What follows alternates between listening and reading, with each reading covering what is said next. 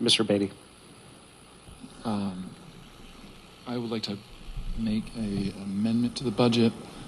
I move that the school board remove the equity lead stipend from the Department of Instruction for cost savings of $418,848, and that the school board remove the position of equity director for cost savings of $266,965, and for staff to provide the 60-day reduction in force notice to the incumbent per policy and regulation 7920, and that the school board remove the position of equity supervisor for cost saving of $159,205, and for the staff to provide the 60-day reduction in force notice to the incumbent per policy and regulation 7920, and that the school board remove the position of culturally responsive instruction specialist for cost saving of $157,157, and for staff to provide the 60-day reduction in force notice to the incumbent per policy and regulation 7920, and that the school board remove the 3 equity and cultural responsive instructional facilitators for cost savings of $363,465, and for staff to provide the 60-day reduction in force notice to the incumbents per policy and regulation 7920, and that the school board remove the support position from the equity division for the Department of Instruction for cost savings of $102,072, and for staff to provide the 60-day reduction in force notice to the incumbent per policy and regulation 7920, and that the school board remove all operations and maintenance expenses from the equity office from the budget for cost savings of $228,250, for a total savings of $1,695,962. Is there a second? Second. Motion made by Mr. Beatty, seconded by Ms. Polifko. Mr. Beatty, would you like to speak to your motion? Yes, Chair, thank you. So people are always asking me about how controversial the school board must be, but honestly, I don't think it's really that the case. We have an obligation to provide an education, and there's a history of that education being appropriate enough, and it's been good for our students. And I would say that 99% of this budget is pretty run-of-the-mill, providing fair wages for teachers. And it's helping teachers because they're the people that teach our students, who we have to provide that education for. And this is the appropriate way to do that. But I think there's one thorn in the school board conversations. It's a burr that keeps sticking to those discussions on education, and that has been equity. And I think we all support the idea of working towards the common good. Again, providing an appropriate education. But we also have a tradition of removing faith, or ideology, if you will, from schools in an effort to make schools more accommodating. However, that vacuum that we've created, that vacuum of faith, it kind of allows other ideologies to enter our classrooms. Now again, we all believe in something, whether there's a higher power, money, wealth, power for power's sake, adulation, flattery, and whether it was a correct decision to remove faith from our schools. We've really removed one belief system in a higher power, and I think we've replaced it with the belief in the inevitable perfectibility of man. And I think that's equity as it's understood through these positions, because it looks at everyone's differences and imperfections, differences that must be removed, and it attempts to smooth them over into one outcome for everyone. And our efforts to impose a secular faith on students is one problem, but the faith of equity is flawed.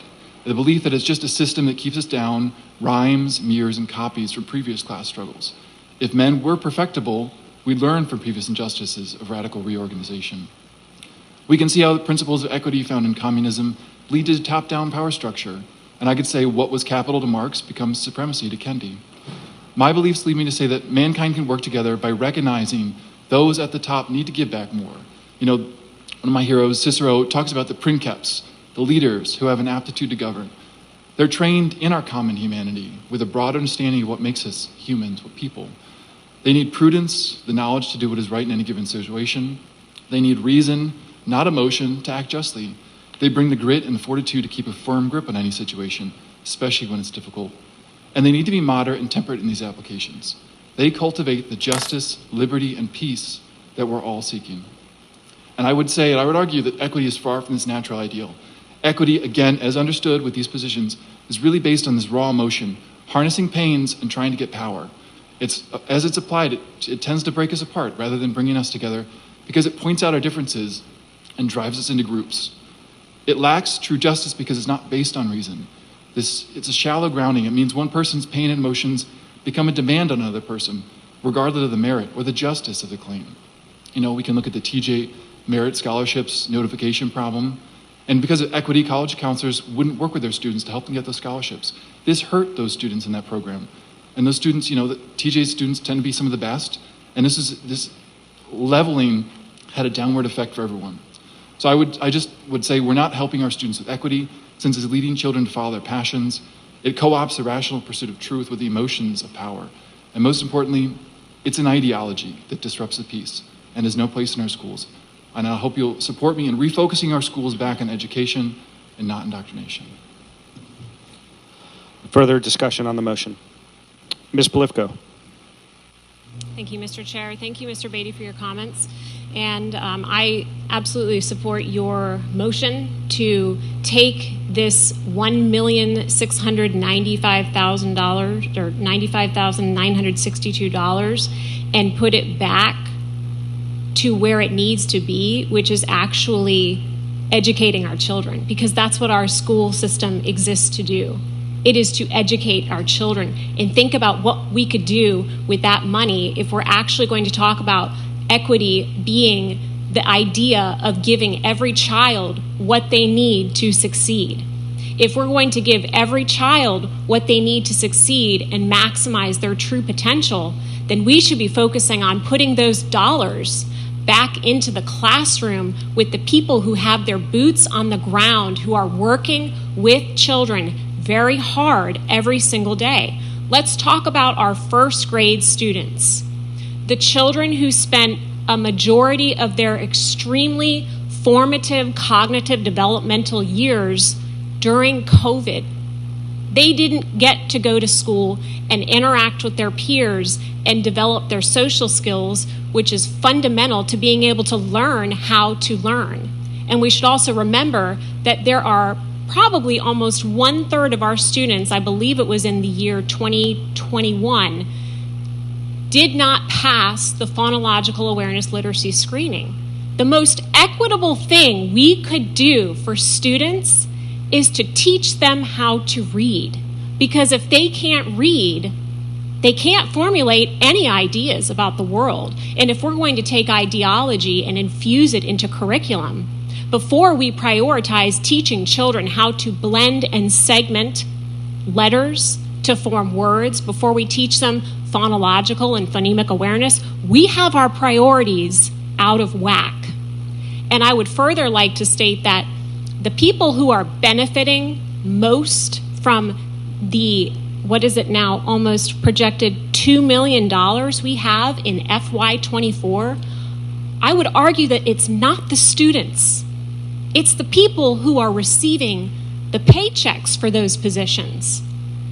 So I support Mr. Beatty, and I support him because his idea is grounded in what is best for our children, for students, not my children, not your children, but all of the children that we serve in Loudoun County Public Schools, all 83,000 of them.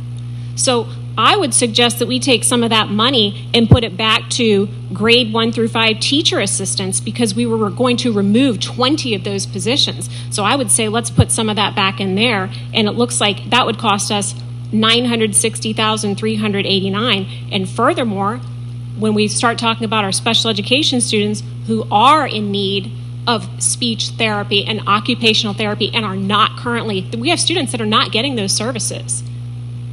I hear from parents on a daily basis that are telling me that their child is not getting what they need in their IEP. And it's because the providers aren't there. So why don't we take some of that money and put it back? Let's look at hiring another occupational therapist. Let's look at hiring another speech therapist.